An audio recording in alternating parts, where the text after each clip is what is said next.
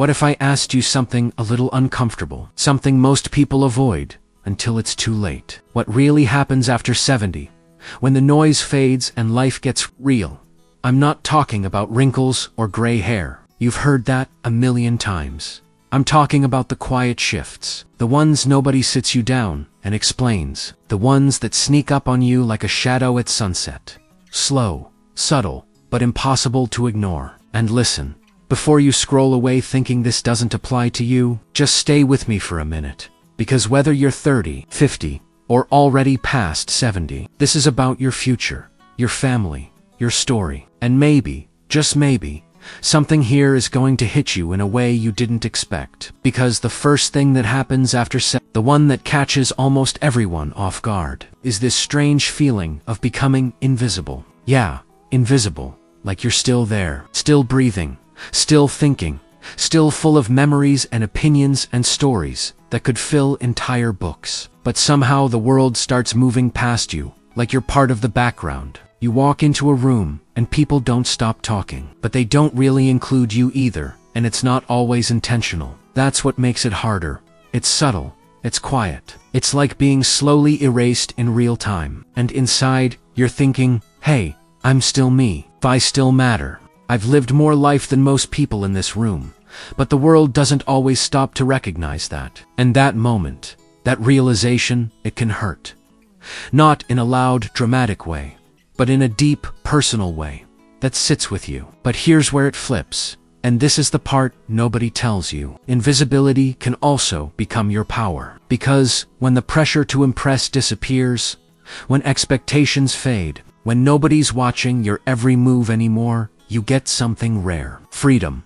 Real freedom. The freedom to be unapologetically yourself, to say what you want, to live how you want. To finally stop performing for a world that never really understood you anyway. And suddenly, that thing that once felt like loss starts feeling like release. And then comes the second shift. And this one, I won't lie, it's heavier. Your circle gets smaller. Not because you decided to cut people off. Not because you suddenly became antisocial.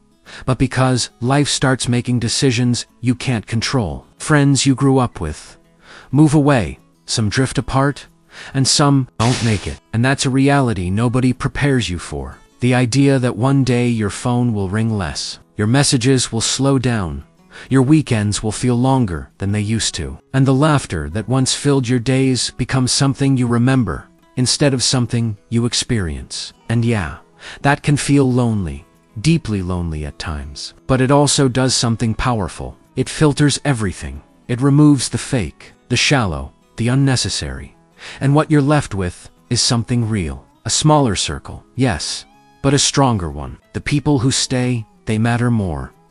The conversations go deeper. The connections become more honest. And in a strange way, you stop wasting time on things that never deserved your energy in the first place. And then, something even more unexpected happens. Your past starts getting louder than your future. Think about that for a second. When you're young, everything is ahead of you. You're chasing dreams, building something, trying to become someone. But after 70, the chase slows down and your memories step forward. Suddenly, a song from decades ago can bring tears to your eyes. A smell can take you back to a moment you forgot you even remembered. An old photograph can hold more emotion than an entire conversation. And sometimes, those memories feel warm, comforting, like wrapping yourself in a blanket of everything you've lived through. And sometimes, they hurt, because they remind you of people who are gone, chances you didn't take, words you never said. And you sit there thinking, if I could just go back for one day. But here's the truth. You can't go back. None of us can. And that's what makes those memories so powerful. They become lessons. They become reminders. They become the voice inside you that says, don't waste what you still have. And right here, I want you to pause for a second. Yeah, you, listening to this, when was the last time you really appreciated the moment you're in right now? Not yesterday, not tomorrow, but right now. Go ahead, drop a comment. I want to know, because this matters more than you think. And trust me, we're just getting started. And then comes the shift, that most people expect, but still aren't ready for. Your body starts slowing down, and I know you've heard that before. It's not new information, but what nobody explains is how it feels from the inside. Because in your mind, you're still you, still capable, still driven, still wanting to move, explore, do things your way. But your body starts having its own conversation. It starts setting limits you didn't agree to. It starts saying not today, when your mind is saying let's go. And that disconnect, that gap between what you feel and what you can physically do, it can be frustrating, sometimes even a little scary, because it forces you to confront something we all try to ignore. Time is moving, whether you're ready or not. But here's the part that changes everything. Slowing down doesn't mean life is shrinking. It means life is shifting. Because when you can't rush anymore, you start noticing things you missed your entire life. The way sunlight quietly fills a room in the morning.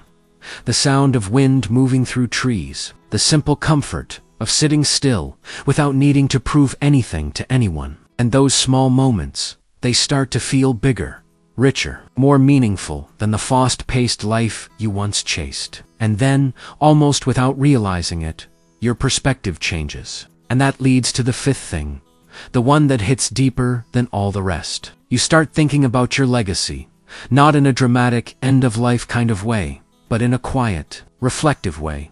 You start asking yourself questions that never felt urgent before. What did I leave behind? Who did I truly impact? Will anyone remember the way I lived, the way I loved, the way I showed up for people? And those questions, they don't come with easy answers, but they come with clarity.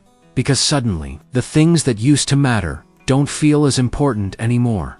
The stress, the competition, the need to prove something, it all fades. And what's left is something real. Connection, kindness, presence. And you realize, legacy isn't about how much money you made, or how successful you looked from the outside. It's about the lives you touched, the moments you created, the way you made people feel when they were around you. And here's the most powerful part. It's not too late. It's never too late. Even after 70, even after 80, you can still change someone's life.